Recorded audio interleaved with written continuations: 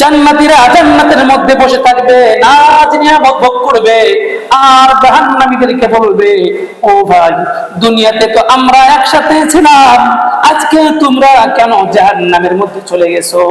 জাহান্নামের মধ্যে কেন আসো?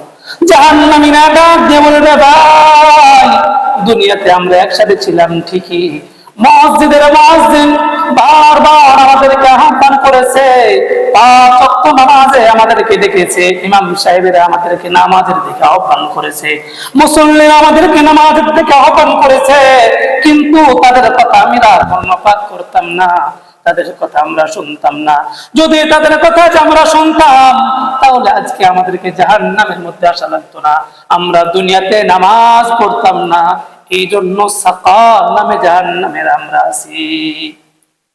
জাহান্নামে আসার 2 নম্বর কারণ হইতেছে ওয়ালাম নাকুনু তুআইমুল মিসকিন, আমরা মিসকিনদেরকে খাবার দিতাম না।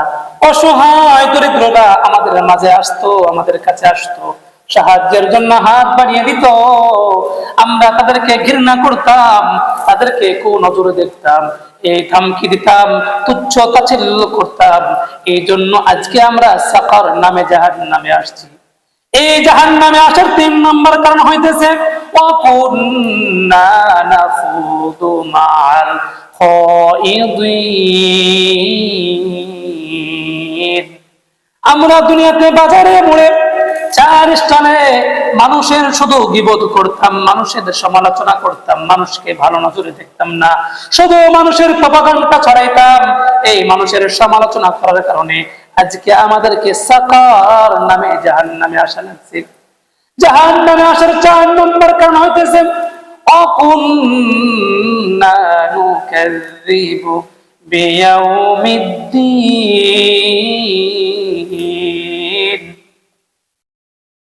দুনিয়াতে যখন আমরা থাকতাম অনেক ওয়াইজরা আওয়াজ করতো, অনেক হুজুররা আমাদেরকে নসিহত করতো, পরকাল আছে, কিয়ামতের ময়দান আছে, হাসরের মাঠ আছে, জান্নাত আছে, জাহান্নাম আছে, ফুলসিরাত আছে, মিজান আছে, কিন্তু পরকালকে আমরা অস্বীকার করতাম, মিথ্যা প্রতিপন্ন করতাম, মিথ্যা মনে করতাম। এই কিয়ামতের ময়দানে কিয়ামতকে অস্বীকার করার কারণে আজকে আমাদেরকে সাকার নামে জাহান্নামে পড়তে হচ্ছে।